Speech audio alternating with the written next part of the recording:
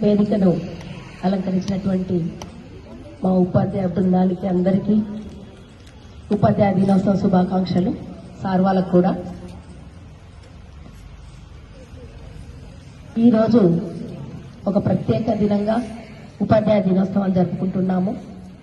ఇందుకు కారణమైనటువంటి వ్యక్తి ఎవరంటే సర్వేపల్లి రాధాకృష్ణ గారు. అతి మామూలుగా ఎదిగి అంచెలంచెలుగా ఒక దేశానికి ఉపరాష్ట్రపతిగా మరియు రాష్ట్రపతిగా కూడా ఉపాధ్యాయ వృత్తి నుండి ఎదిగి చూపించినటువంటి ఒక గొప్ప వ్యక్తి సర్వేపల్లి రాధాకృష్ణ గారు. 1888లో తిరుపతి దగ్గర ఉన్నటువంటి తిరుత్తణిలో సర్వేపల్లి రాధాకృష్ణ గారు జన్మించడం జరిగింది. ఉపాధ్యాయ వృత్తిలో ఉన్నప్పుడు యూనివర్సిటీ కలకత్తాకు వెళ్లే సందర్భంలో ఆయన రైల్వే స్టేషన్కు వెళ్తుంటే విద్యార్థులే గుర్రాలను పక్కకు తొలగించి విద్యార్థులే రైల్వే స్టేషన్ వరకు కూడా ఆయనను గుర్రబండి మీద ఎక్కించుకొని వెళ్లడం అంటే జీవితంలో ఇంతకంటే సాధించాల్సిందేముంది? విద్యార్థుల మనసులో చోటు. అంతకు మించిన ఆస్తి అనేటువంటిది ఉపాధ్యాయులకు ఎవ్వరికీ అవసరం లేదు. మీ మనసుల్లో పలానా ఉపాధ్యాయులు ఇలా ఉన్నారు, అలా ఇంతటి అభిమానాన్ని సర్వేపల్లి రాధాకృష్ణ గారు ఆనాడు పొందడం జరిగింది. 1952లో మొదటి ఎలక్షన్లు జరిగిన మన భారతదేశంలో మొట్టమొదటి ఎలక్షన్లు. ఆ సందర్భంలో సర్వేపల్లి రాధాకృష్ణ గారు 52లో ఉపరాష్ట్రపతిగా నియమించబడ్డాడు. మొదటి ఉపరాష్ట్రపతిగా. అలా 10 years 52 to 62 వరకు 10 ఏళ్లు ఆయన ఉపరాష్ట్రపతిగానే ఉండడం జరిగింది. తర్వాత 62లో 1962లో రెండవ రాష్ట్రపతిగా, ఉపరాష్ట్రపతిలోనేమో మొదటిగా ఉన్నాడు, రాష్ట్రపతిగానేమో బాబు రాజేంద్ర ప్రసాద్ గారు వైదొలిగిన తర్వాత రాష్ట్రపతిగా ఎదగడం అనేది జరిగింది. ఒక ఉపాధ్యాయ వృత్తిలో ఉంటూ ఇంత హై స్థాయికి ఎదగడం అనేది కూడా నిజంగా గర్వించదగిలింది. అంతేకాకుండా అబ్దుల్ కలాం గారు కూడా ఒక ఉపాధ్యాయుడే. ఆయన కూడా రాష్ట్రపతిగా ఎదిగారు. అంటే ఉపాధ్యాయ వృత్తిలో ఉంటూ కూడా దేశానికి మొట్టమొదటి పౌరుడైనటువంటి రాష్ట్రపతిగా ఎదగడం అంటే నిజంగా గర్వించదగినటువంటి అవసరమే ఉంది.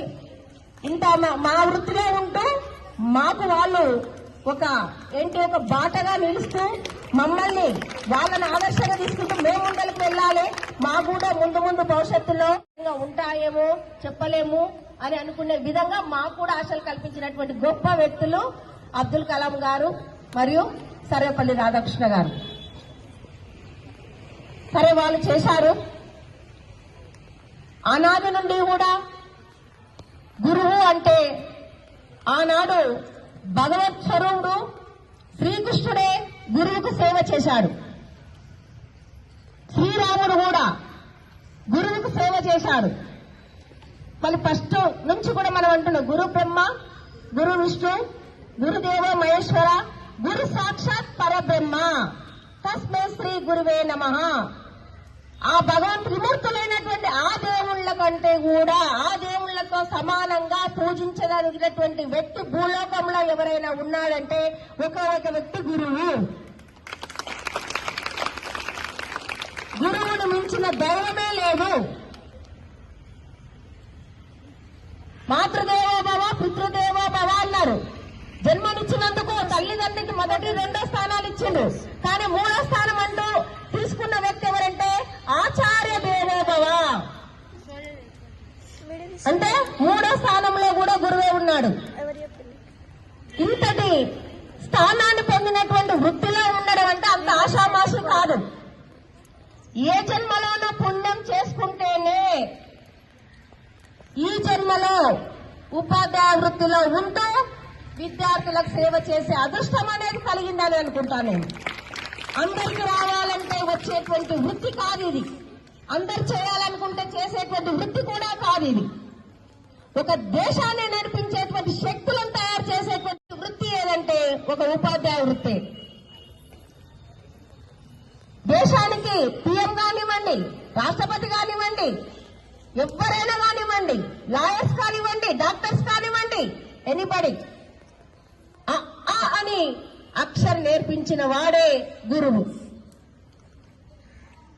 అలాంటి గురువును గౌరవిస్తూ వారు చెప్పేటువంటి పాఠాలు వింటూ వాళ్ళలో ఉన్నటువంటి జ్ఞానాన్ని మీకు అందిస్తున్నప్పుడు మీరు అందుకుంటూ మీరు కూడా భవిష్యత్తులో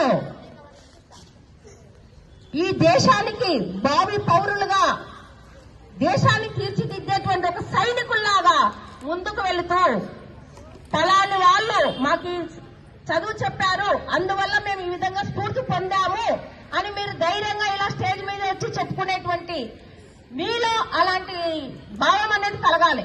మేము కూడా చెప్పుకుంటాం, మేము ఇక్కడ ఈ స్కూల్లోనే చదివాం, మేము ఇక్కడ ఉన్న వాళ్ళలో ఇంచుమించు కొంతమంది ఇక్కడనే చదివిన వాళ్ళే ఉన్నారు. మేము మా గురువులను ఇప్పటి కూడా మననం చేసుకుంటాం. మా గురువులంటే ఇప్పటి కూడా మాకు గౌరవం. మా గురువులు కనిపిస్తే మేము పాదాభివందనం చేస్తాం. నేను ఎంత స్టేజ్లో 1000 మంది ఉన్నా నా గురువుకు నేను పాదాభివందనం చేసిన. అది గౌరవప్రదం అంటే. గురువుకు అంతకు మించినటువంటి విలువ అవసరమే లేదు. శిష్యుడి నుండి పొందేటువంటి ఈ చిన్న చిన్న ఇవే అతనికి ఆనందాన్ని ఇస్తాయి. ఓకే, మీరు ఈ మంచి కార్యక్రమాన్ని